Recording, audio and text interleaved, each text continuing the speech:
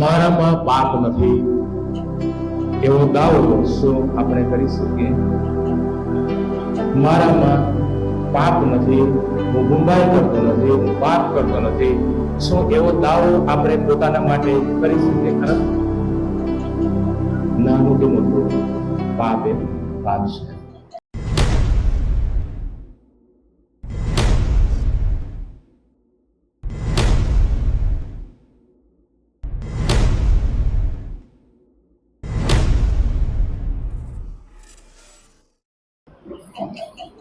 પ્રાર્થના કરીએ.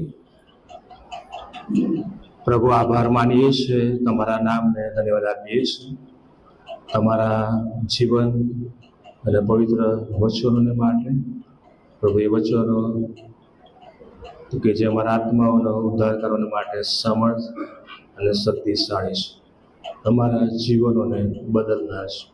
પ્રભુ, એ વચનો તરફ અમે દ્રષ્ટિ કરવા જોઈએ છીએ ત્યારે અમારી સાથે તમે વાત અને વ્યવહાર કરો.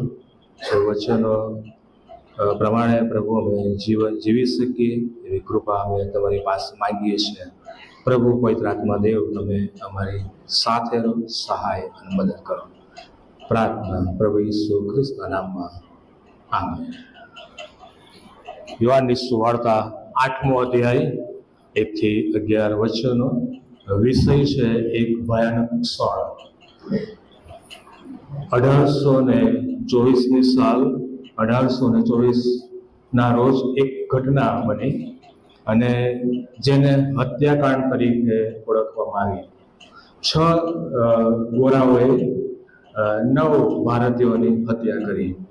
એમાં એક વ્યક્તિ એ ઘાયલ થઈ, એને દાખલ કરવામાં આવી અને 6 ગોરાઓને જેમણે આ અપરાધ કર્યો, ગુનો કર્યો, એમને પકડીને કેદખાનામાં નાખવામાં આવ્યા, કેસ ચલાવવામાં આવ્યો અને સજા પણ એમને ફટકારવામાં આવી.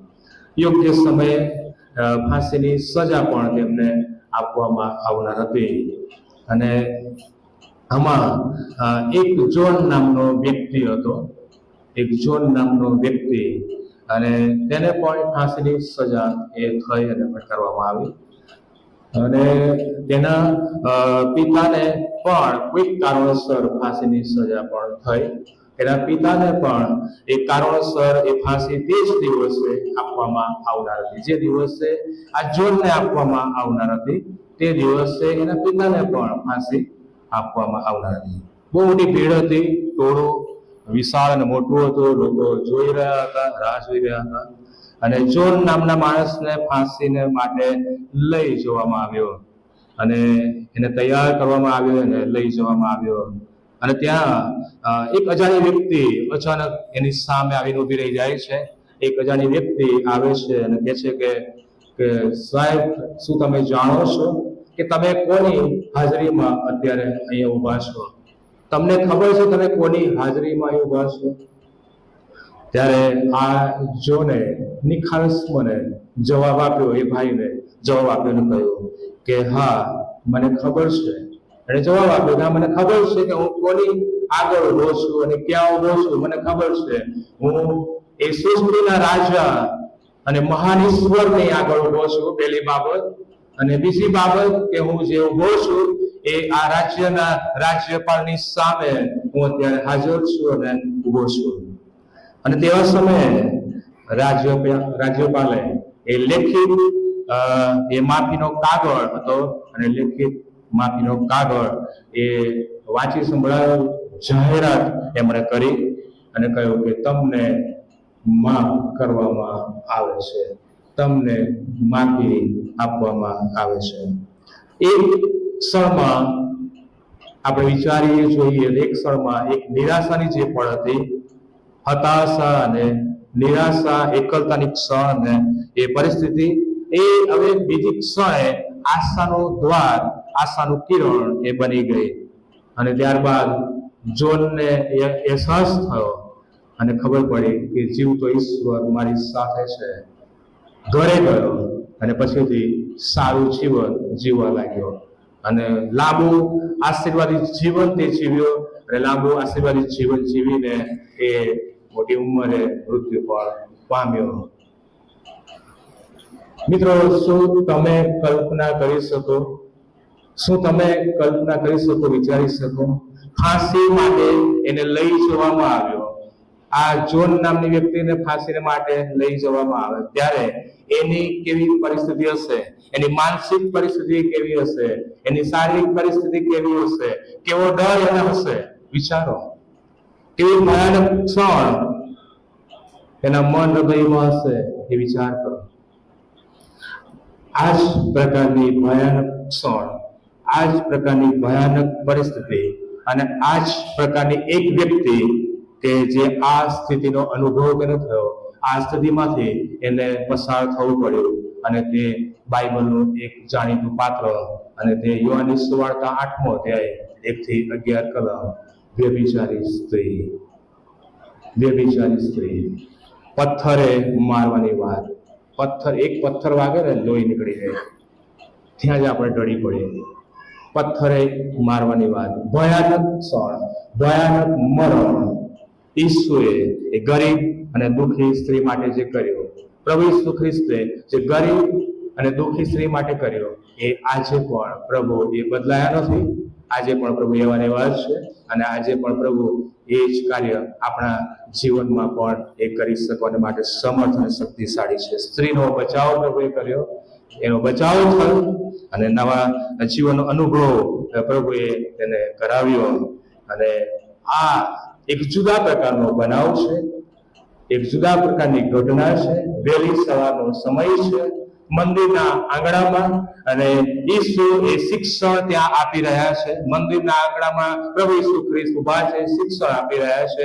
ધાર્મિક આગેવાનો એ એક સ્ત્રીને લઈને ઈસુની પાસે ત્યાં આવે છે. આ ધાર્મિક આગેવાનો ઈસુની પાસે એ સ્ત્રીને લઈને આવે છે. ટોળાની માંગણી છે અને ટોળાનો અવાજ છે અને એ લોકોની માંગણી છે કે ન્યાય મળે. મારા ભાઈ બહેનો, આ બનાવ વાંચતા એ નિયમ શાસ્ત્રના એ જાણકાર એવા શાસ્ત્રીઓ અને ફરોશીઓના વર્તન તરફ આપણું ધ્યાન જાય છે. આ બનાવ જ્યારે આપણે વાંચીએ છીએ ત્યારે એ નિયમ શાસ્ત્રના બહુ જ પ્રખર એવા જાણીતા શાસ્ત્રીઓ અને ફરોશીઓ તરફ આપણું ધ્યાન આપણે કેન્દ્રિત કરીએ તો ખ્યાલ આવે છે કે તેઓ ઈસુ પર દોષ મૂકવા લાગ્યા. કે લખ્યું છે પ્રમાણે કે તેઓ ઈસુ પર એ દોષારોપણ કરવા લાગ્યા. દોષારોપણ. મનુષ્ય સ્વભાવ એવો છે કે આપણે અવારનવાર બીજાઓને દોષ આપણે લગાડીએ છીએ, દોષિત ઠરાવીએ છીએ, દોષારોપણ આપણે કરીએ છીએ. એ આપણું કામ નથી. અને આ આગેવાનો એ દોષ મૂકવા લાગ્યા. યોહાનની સુવાર્તા 7મો અધ્યાય ને 45મી કલમમાં લખ્યું છે પ્રમાણે કે ભાલદારો ઈસુને પકડ્યા વિના પાછા ગયા હતા. ભાલદારો ઈસુને પકડ્યા વિના એ પાછા ગયા હતા. અને ત્યારથી શાસ્ત્રીઓ અને ફરોશીઓ એ લાગ શોધતા હતા. શાસ્ત્રીઓ અને ફરોશીઓ ત્યાંથી લાગ શોધી રહ્યા હતા. અને તેવામાં આ એક ઘટના બની ગઈ. આ એક એવી ભયાનક ક્ષણ આવી. તેવામાં આ એક એવો બનાવ બની ગયો કે ઈસુ એ નિર્દોષ છૂટે જ નહીં. ઈસુને એ દોષારોપણ કરવામાં આવે, ઈસુને પકડવામાં આવે અને ઈસુને ખતમ કરવામાં આવે, મારી નાખવામાં આવે.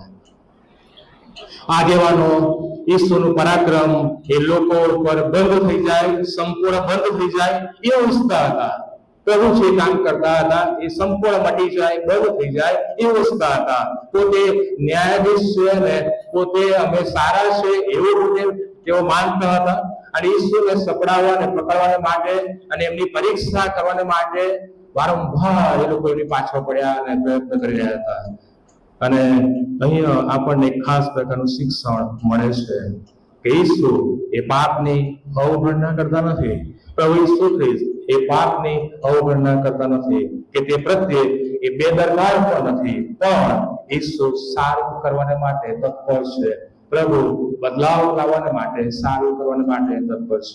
બોલા ભાઈ બહેનો, એ વ્યભિચારથી પકડાય સ્ત્રીને ઈસુએ લોકો આગળ એ રજૂ કરી, લોકોની આગળ રજૂ કરવામાં આવી. 3 બાબત આપણે જોઈએ. પહેલી બાબત, ઈસુ લોકોને અને બીજાઓને નાશ કરતા અટકાવે છે. 5 થી 7 કલમમાં આપણને જોવા મળે છે કે પ્રભુ ઈસુ ખ્રિસ્ત એ નાશ કરતા અટકાવે છે. ભલા ભાઈ બહેનો, આપણે વિચાર કરીએ, આપણો પ્રભુ એ કેવો પ્રભુ છે? આપણો પ્રભુ કેવો ઈસુ છે?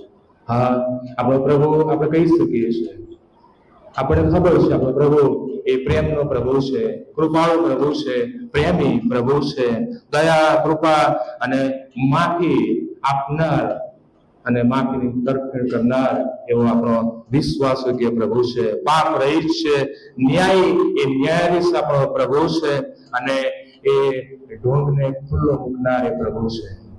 આવો આપણો પ્રભુ છે કે જે આપણને મળ્યો છે. પ્રભુ આભાર માનીએ છીએ. અહીંયા યહૂદી આગેવાનોની વાત કરીએ તો કોઈ ઈરાદો એમનો હતો, એમનો વિચાર, એમનો ઈરાદો એ બહુ ખોટો હતો અને ઈરાદો એવો હતો કે એવીઓને તો પથ્થરે જ મારવી, એનો નાશ કરી નાખવો. અને તેઓ ઈસુને સવાલ કરે છે, ઈસુને પૂછે છે કે આ સ્ત્રીને શું કરવું જોઈએ? આ ગુનેગાર છે, આ સ્ત્રીને શું કરવું જોઈએ? તારું શું કહેવું છે સ્વામી? તારું શું કહેવું છે? ઈસુને દોષિત ઠરાવવા માટે એ લોકો પ્રયત્ન કરે છે. ઈસુને દોષિત ઠરાવવા માટે એ લોકો લાગ શોધે છે, તક શોધે છે. યહૂદી અને રોમન કાયદા વિરુદ્ધ ઈસુ બોલે, કંઈક જવાબ આપે, એ કાયદાની વિરુદ્ધ પ્રભુ કંઈક કરે અને બોલે, તક મળી જાય એવું કંઈક શોધી રહ્યા. પૂર્વ નિયમનું પુસ્તક 22મો અધ્યાય અને ત્યાં લખ્યું છે 23મી કલમમાં કે જો કોઈ કુંવારી કન્યાની કોઈ પુરુષ સાથે સગાઈ કરેલી હોય, બીજો કોઈ પુરુષ તેની સાથે કુકર્મ કરે તો તે બંનેને નગરના દરવાજા આગળ મારી નાખવો. ભલા ભાઈ બહેનો, આ એ જ બાબત એવી છે, આ એક જ બાબત એવી છે કે જેમાં પથ્થર વડે મારી નાખવાનો ઉલ્લેખ હોય. આ તો અગાઉથી નક્કી કરેલી ભૂંડી ષડયંત્ર અને ભૂંડી યોજના અને કાવતરો, ઈસુને સપડાવવાનું કાવતરું અહીં આપણે જોઈએ છે. પરંતુ પ્રભુ ઈસુ ખ્રિસ્તને તમે જુઓ, પ્રભુ ઈસુ ખ્રિસ્તનું વલણ તમે જુઓ. ઈસુએ ત્યાં વચનમાં લખ્યું છે પ્રમાણે કે જમીન પર કંઈક લખ્યું, પ્રભુ ઈસુ ખ્રિસ્તે લખ્યું. શું લખ્યું એ ખબર નથી, શું લખ્યું એ ખબર નથી.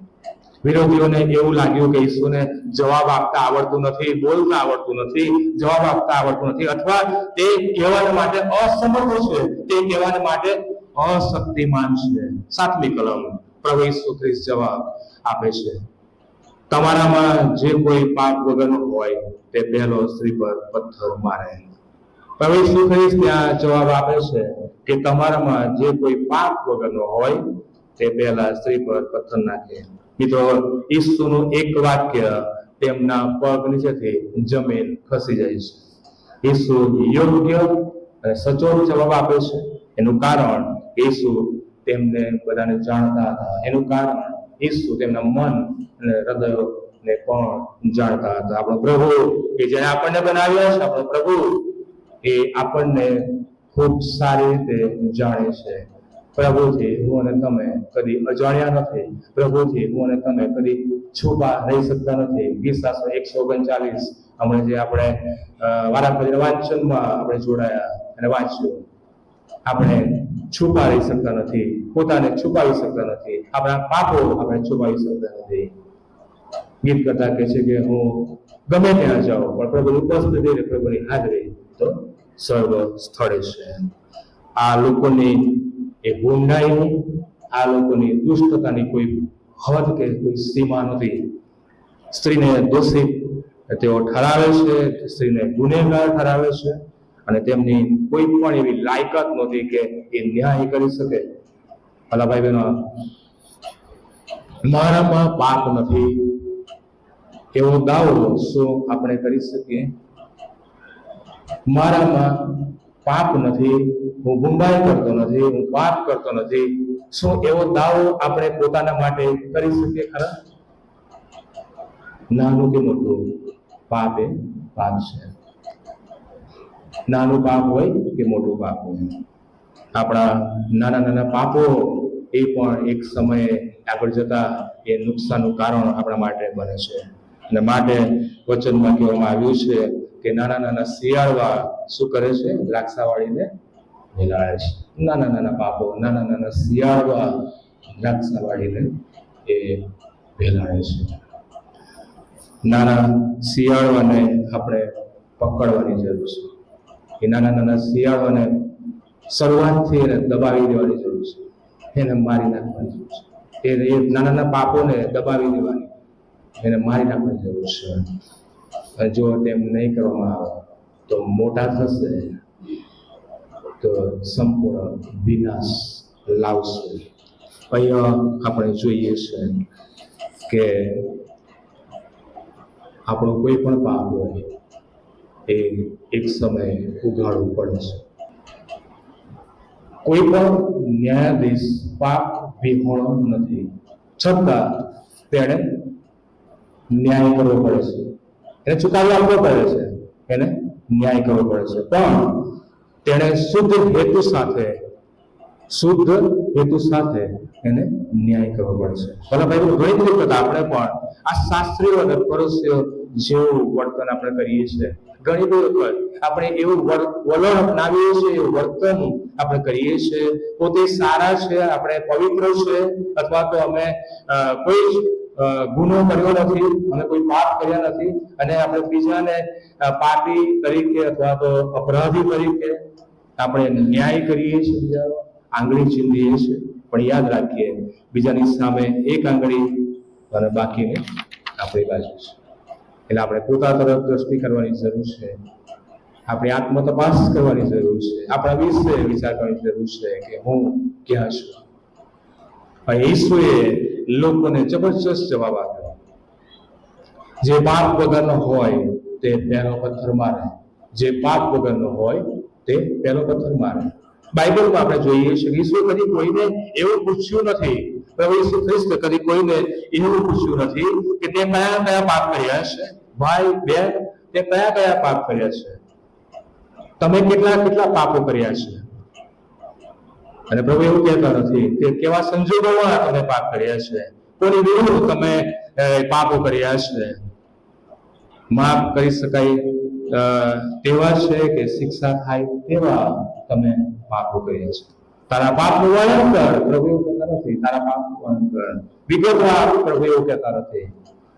પ્રભુ એવું કહેતા નથી કે તું તારા પાપો જણાવ, પછી હું વિચારું, પછી હું તને માફ કરું. ના, પ્રભુ એવું કદી પણ વિચારતા નથી. આવું કોઈ જગ્યાએ આપણને વાંચવા મળતું નથી. પણ તેના બદલે ઈસુએ દરેકને એમ કહ્યું, પ્રભુ ઈસુ ખ્રિસ્તે દરેકને પ્રમાણે કહ્યું કે શાંતિથી જા, તારા પાપ માફ થયા છે. શાંતિથી જા, તારા પાપ માફ થયા છે. આપણો પ્રભુ એ માફી આપનાર પ્રભુ છે, માફ કરનાર પ્રભુ છે. એક રોમન સમ્રાટની વાત આ પ્રમાણે છે. રોમન સમ્રાટ સીઝર, એને એક દુશ્મન હતો અને એનું નામ છે સિનાર. એ સીઝરે તેને કેદ કર્યો અને વિવિધ આક્ષેપો અને અપરાધો તેના ઉપર એક પછી એક એના ઉપર લગાવવામાં આવ્યા અને લગાવ્યા. તેમ છતાં તે સીઝર આગળ નમવા તૈયાર નતો. એ નમ્યો નહીં અને તેને શરણ પણ આવ્યો નહીં.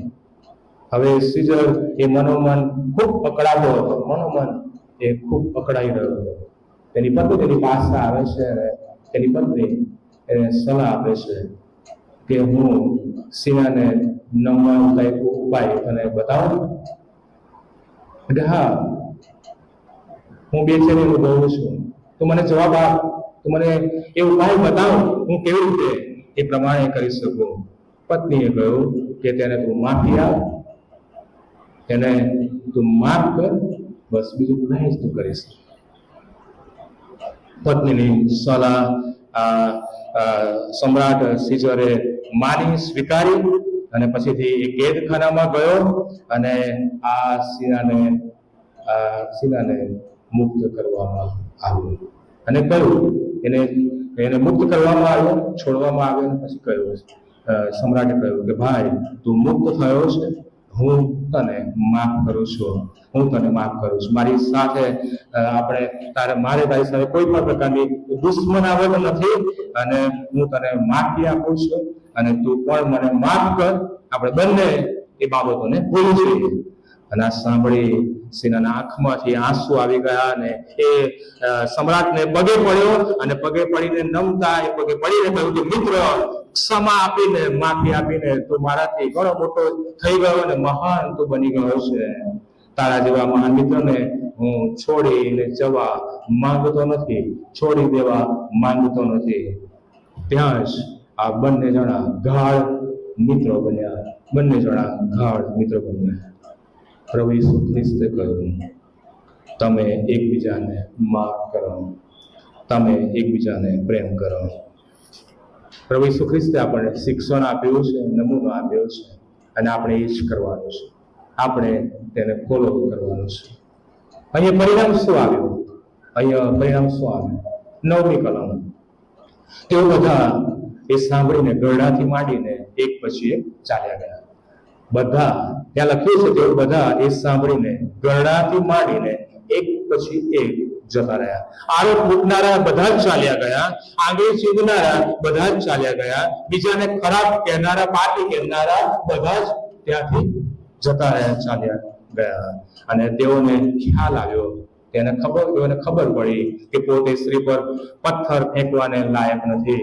અમે આ સ્ત્રી પર પથ્થર ફેંકવાને અમે પોતે લાયક નથી. બીજાઓનો ન્યાય કરનારા એ હવે પોતાની ન્યાયની વેળા આવી. જ્યારે પોતાના તરફ આવ્યું, પોતાની ન્યાયની વેળા આવી, બધા જ ચાલ્યા ગયા, બધા જ જતા રહ્યા.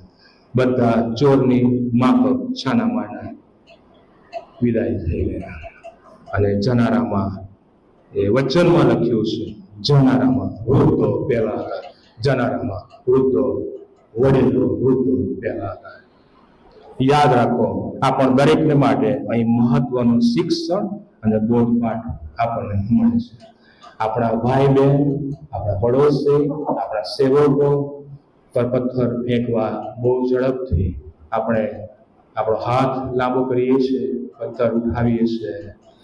યાદ રાખીએ, આ પથ્થર તો દુષ્ટ વાતો છે, આ પથ્થરો એ નિંદાઓ છે, કચકચ અને વગેરે છે. મિત્રો, સૌપ્રથમ આપણે પોતા તરફ દ્રષ્ટિ કરીએ અને પછીથી ખ્યાલ આવશે કે આપણે અન્ય કોઈ પણ બાબતો પર નહીં, અથવા તો અન્ય કોઈ પર નહીં, પણ આપણા પોતા પર જ પથ્થર ફેંકવાને માટે આપણે લાયક છે. આપણા પોતા ઉપર, કારણ કે આપણે પોતે જ પાપી છે, અપરાધી છે, આપણે પોતે જ ગુનેગાર છે. ભલા ભાઈ બહેન, પ્રભુ લોકોને નાશ કરતા અટકાવે છે. હા, મારો પથ્થરે મારી નાખો એવું પ્રભુ કહેતા નથી. પ્રભુ નાશ કરતા અટકાવે છે, નાશ પામતા જીવોને પ્રભુ બચાવી લે છે. એટલા માટે કે આપણો પ્રભુ એ બચાવવા માટે આ જગતમાં આવ્યો, માનવ બન્યો, અને જેથી કોઈનો નાશ ન થાય, પણ દરેકને અનંત જીવન મળે, શાશ્વત જીવન મળે, કોઈનો નાશ ન થાય. એ તો પૂર્વ યોજના હતી, અને એ ઉત્પત્તિથી એ યોજના ઘડવામાં આવી. ભલે પાપ અને અપરાધ કર્યો, માણસ આદમ અને હવાએ, ભલે એમને એદન બાગમાંથી કાઢી નાખવામાં આવ્યા, પ્રભુનો પ્રેમ મટી ગયો નથી, ઓછો થઈ ગયો નથી. પણ પ્રભુનો પ્રેમ એ તો અવિરત, એ ભયા કરે છે, ભયા કરે છે. અને ઉત્પત્તિ 3:15 અને એ પ્રમાણે એ પ્રભુ ઈસુ ખ્રિસ્ત આ જગતમાં માનવ બનીને આવ્યા, જેથી કરીને કોઈનો નાશ ન થાય. પ્રભુ એ નાશ પામતા જીવનોને એ બચાવે છે. તારણની તક એ પ્રભુ પૂરી પાડે છે. બચાવ, કૃપા અને તારણની તક પ્રભુ આપે છે. પ્રભુ આજે આપણી પાસે આ જ અપેક્ષા રાખે છે. બીજી બાબત, પ્રભુ ઈસુ એ વ્યક્તિને ભૂતકાળ બહાર લાવવા મદદ કરે છે. 10મી કલમ. બાય, તેઓ ક્યાં છે? પ્રભુ ઈસુ ખ્રિસ્ત કહે છે કે બાય, તેઓ ક્યાં છે? શું કોઈએ તને દોષિત ના ઠરાવે? કોઈએ તને ગુનેગાર ના ઠરાવે? યહૂદી સમાજમાં સ્ત્રીને બહુ માન સન્માન નહોતું. યહૂદી સમાજમાં સ્ત્રીઓનું માન અને સન્માન હતું. અને એ લોકો એ પ્રાર્થના કરતા કે પ્રભુ, તે મને સ્ત્રી નથી બનાવ્યો, માટે હું પ્રભુ તારો આભાર. આ પુરુષોની પ્રાર્થના હતી. પ્રવર્તમાન સમયમાં પણ આજે ઘણી બધી જગ્યાએ આવું જોવા મળે છે. પુરુષ અને સ્ત્રી બંને આખો દિવસ મહેનત કરે, મજૂરી કરે. કદાચ ખેડૂતનો દાખલો લઈએ, મજૂરી કરે, મહેનત કરે, આખો દિવસ પરિશ્રમ કરે, કામ કરે, અને જ્યારે ઘરે પાછા ફરે ત્યારે સાંજે પુરુષ ખાટલો ઢાળીને લાંબો થઈ જાય, અને પછી એની પત્નીને કહે, એની પત્નીને જા જઈને ખાવાનું તૈયાર કર અને ખોરાક મારી આગળ પીરસ. આજના પ્રવર્તમાન સમયમાં પણ આવું જોવા મળે છે. કોઈ માન સન્માન યહૂદી સમાજ તે સમયે આજે પણ ઘણી જગ્યાએ આપણને જોવા મળે છે. મારા મિત્રો, અહીં સ્ત્રીને લોકોએ નકારાત્મક અને ગુનેગારના વલણથી એને જોઈ, પણ પ્રભુ ઈસુ ખ્રિસ્ત તેને હકારાત્મક રીતે એક જુદી દ્રષ્ટિથી એને નિહાળે છે અને જુએ છે. વાલા ભાઈ બહેનો, ઈસુ અને યહૂદી આગેવાનોમાં જે તફાવત જે હતા એ તફાવત એ હતો કે તેઓ સ્ત્રીને બંધનમાં લાવ્યા. એ લોકો ટોળું અને આગેવાનો એ લોકો સ્ત્રીને બાંધીને પકડીને એ જાહેરમાં એને ઊભી કરે છે, એને એના ઉપર આરોપ લગાવે છે. એને એ લોકો સ્ત્રીને બંધનમાં લાવ્યા, જ્યારે પ્રભુ ઈસુ ખ્રિસ્તે એને મુક્ત કરી અને મુક્ત તરીકે એને જાહેર કરી, એને મુક્ત કરવામાં આવી. આગેવાનો પોતાની ગંદી અને દુષ્ટ યોજના પાર પાડવા માટે એક સાધન તરીકે એ ઉપયોગ કરે છે. પથ્થરે તેને મારવા માંગે છે, પણ ઈસુ સ્ત્રીને બચાવવાને માટે તૈયાર હતા. ઈસુ તેને નવું જીવન આપવા માંગતા હતા. મિત્રો, પેલી સ્ત્રી માફક આપણે પણ બધા જ પાપી છે. એ સ્ત્રી માફક આપણે બધા જ અપરાધી છે અને પાપી છે. રોમીયો 3:23 કહે છે કે સકળાએ પાપ કર્યું છે, બધા જ ગુનેગાર છે, બધાએ પાપ કર્યું છે. માટે સમગ્ર માનવ જાતના પાપને માટે પ્રભુ ઈસુ ખ્રિસ્ત એ વધસ્તંભ પર આપણા વતી મરણ પામ્યા. આપણો બોજો, આપણો અપરાધ, આપણા પાપો પોતાના માથે લઈ લીધા, જેથી કરીને આપણે છુટકારો મળે, આપણો બચાવ થાય, આપણે નવું જીવન મળે. શેતાન એવું ઈચ્છતો નથી. શેતાનની દુષ્ટ યોજનાઓ એ અલગ છે. એ શેતાન આપણા ઉપર એ દોષ મૂકે છે, દોષ આરોપ પણ એ શેતાન મૂકે છે, ને આપણો આત્મિક નાશ થાય, આત્મિક આપણો પતન થાય. પ્રભુ શેતાન એવું ઈચ્છે છે આપણે પ્રભુમાં રહીએ, એવું શેતાનની ઈચ્છા નથી. પ્રભુની સ્તુતિ કરીએ, પ્રભુનું ભજન કરીએ, એવું શેતાનની ઈચ્છા નથી. પણ પ્રભુ એ બચાવવાને માટે સમર્થ છે. અય્યુબનું પુસ્તક 2 અધ્યાય. દેવે શેતાનને કહ્યું, તું ક્યાં જઈ આવ્યો? દેવે શેતાનને કહ્યું કે શેતાન તું ક્યાં જઈને આવ્યો? શેતાને કહ્યું કે પૃથ્વી પર આમ તેમ આટા મારી આવ્યો, સર્વત્ર ફરી આવ્યો. દેવે શેતાનને પૂછ્યું, શું તે મારા સેવક અય્યુબને લક્ષ્યમાં લીધો છે?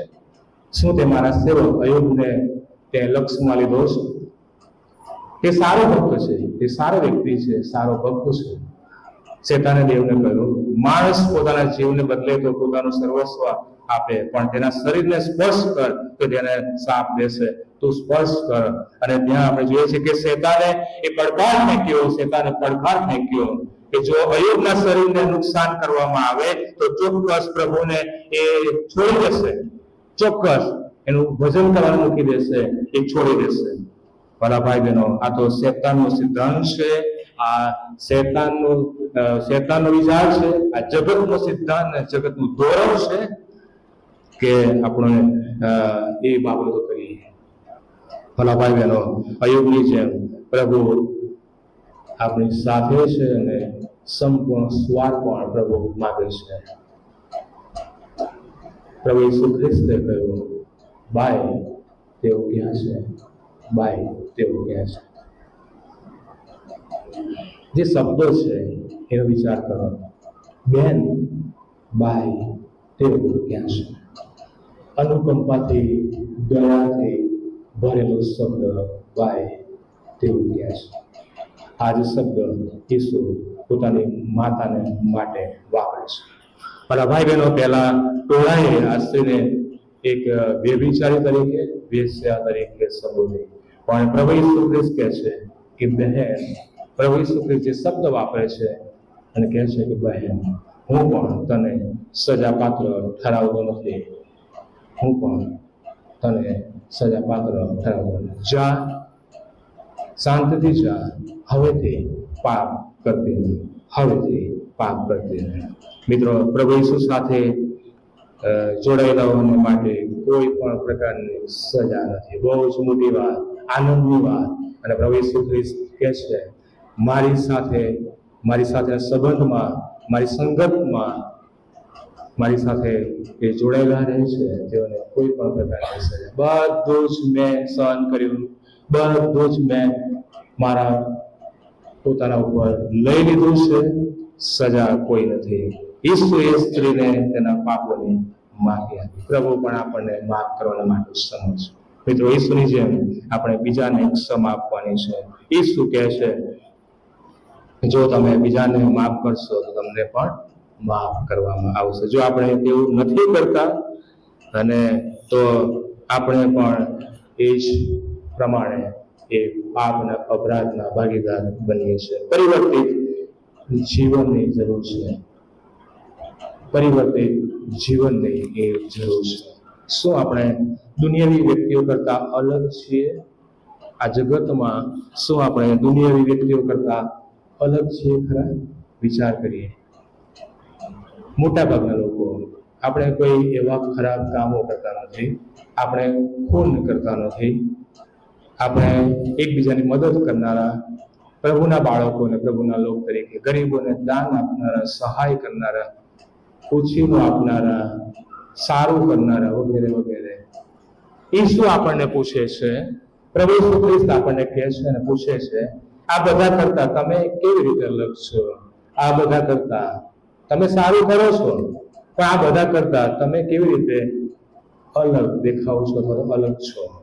પ્રભુ ના શિક્ષણને અનુસરવાથી આપણે અલગ દેખાય છે. પ્રભુના નમૂનાને અને પ્રભુને અનુસરવાથી, તેના શિક્ષણને અનુસરવાથી જગતમાં જ્યોતિઓ જેવા, પ્રકાશના જેમ, જેમ ફિલિપીમાં લખ્યું છે, પ્રકાશની જેમ તમે ચમકો, એવા પ્રભુ જેવા બનવા આપણે પ્રયત્ન કરતા રહેવાનો છે. ધીમે ધીમે આપણે આગળ વધીએ, પ્રયત્ન કરતા રહીએ. ભલા ભાઈ બહેનો, ઈસુ કોઈને દોષિત ઠરાવવાને માટે નહીં, પણ નાશમાંથી બચાવવાને માટે આ જગતમાં આવ્યા. એ મુક્તિ આપે છે પ્રભુ ઈસુ ખ્રિસ્ત. પ્રભુ ઈસુ ખ્રિસ્ત આપણને સ્વતંત્રતા આપે છે. પ્રભુ ઈસુ ખ્રિસ્ત આપણને નવી દિશા આપે છે, પ્રેરણા આપે છે, અને વ્યક્તિના જીવનને પ્રભુ એ બદલી નાખે છે. ત્રીજી અને છેલ્લી બાબત, 11મી કલમ, ઈસુ પુનઃસ્થાપના કરે છે. હવેથી પાપ કરતી નથી. ભલા ભાઈ બહેનો, પ્રભુને આપણા ભૂતકાળમાં રસ નથી. આપણે કેવા ભૂલો ને અપરાધો ને ગુનાઓ ને પાપો કર્યા, પ્રભુને આપણા ભૂતકાળમાં રસ નથી, પણ પ્રભુને આપણા વર્તમાનમાં અને ભવિષ્યમાં પ્રભુને આપણામાં રસ છે. અત્યારે આપણે જે જીવન જીવી રહ્યા છે, પ્રભુની બીકમાં અને ભયમાં આપણે જીવન જીવીએ, એમાં પ્રભુને રસ છે. આપણા જીવનમાં આ પ્રવર્તમાન છે અને ભવિષ્યમાં આપણો નાશ ન થાય, આપણો બચાવ થાય. પ્રભુની ઈચ્છા છે કે હું જ્યાં છું, મારી સાથે તમે રહો, વાસો કરો. ઈસુ માણસના ભૂતકાળને ઉખેડતા નથી, એ બહાર કાઢતા નથી, પણ માફ કરવા માટે તૈયાર છે અને કહે છે કે જાઓ, હવેથી પાપ કરશો. આજ પળથી, આજ ક્ષણથી, હવે પછી તમે ભૂલો, પાપનો અપરાધો તમે કરશો નહીં. ભલા ભાઈ બહેનો, પ્રભુ રૂપાંતર લાવે છે, પ્રભુ બદલાવ એ લાવે છે. વ્યક્તિને નવા સંબંધ તરફ દોરી જાય છે, નવી દિશા, નવા જીવન તરફ પ્રભુ એ દોરી જાય છે. ભરપૂર જીવન, અને એવું ભરપૂર જીવન કે જ્યાં ક્યાંય પ્રાપ્ય નથી, મળતું નથી. પ્રભુ ઈસુ ખ્રિસ્તમાં એ જીવન છે. અને પ્રભુ ઈસુ ખ્રિસ્તે દાવો કરતા કહ્યું કે હું જગતનો અજવાળો છું. અજવાળો એ જીવનનું ચિત્ર છે, ચિહ્ન છે. યોહાન 10:10 કહે છે, ભરપૂર જીવન મળે માટે હું આવ્યો છું. એ નાશ કરવા, મારી નાખવાને માટે નહીં, વિનાશ કરવાને માટે નહીં, પણ જીવન આપવાને માટે પ્રભુ ઈસુ ખ્રિસ્ત આવ્યા. ભલા ભાઈ બહેનો, જે રીતે પ્રભુ ઈસુએ સ્ત્રીને એમ કહ્યું કે શાંતિ છે, તારા પાપ માફ થયા છે, માફ કરી, અને તેમ પ્રભુ તેની કૃપામાં આપણને પણ એ માફ કરવાને માટે સમર્થ છે, અને પ્રભુ એ માફ કરવા તૈયાર છે. જો આપણને માફી મળે છે, મળી છે, આપણને મળે છે, તો વારંવાર પાપમાં પડવાથી આપણે દૂર રહીએ. વારંવાર એ ગુંડાઈથી અથવા તો પાપમાં પડવાથી આપણે દૂર રહીએ. બીજાને દોષિત ઠરાવવાના પાપથી આપણે દૂર રહીએ. બીજાને દોષિત ઠરાવવાના પાપથી, અપરાધોથી, એ દુષ્ટતાથી આપણે દૂર રહીએ. એના ભાગીદાર ના બનીએ. જો એના ભાગીદાર બનીએ છીએ તો એ પણ આપણે સાથે લેખવામાં આવે છે કે હા, પણ આપણે પણ એના સાથે ભાગીદાર, ગુનેગાર આપણે બનીએ છીએ. આપણે એવા પાપથી આપણે દૂર રહીએ. સમાજમાં જે લોકો નાશમાં જઈ રહ્યા છે, તેમને બચાવવાનું સાધન આપણે બનીએ.